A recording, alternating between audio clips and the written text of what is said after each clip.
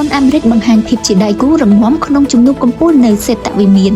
នៅថ្ងៃទី19 ខែមីនាឆ្នាំ2026នេះនាយករដ្ឋមន្ត្រីជប៉ុនលោកស្រីថាកែឈីសាណាអេបានចូលរួមពិធីអាហារពេលល្ងាចដែលបានរៀបចំឡើងដោយប្រធានាធិបតីសហរដ្ឋអាមេរិកលោកដូណាល់ត្រាំ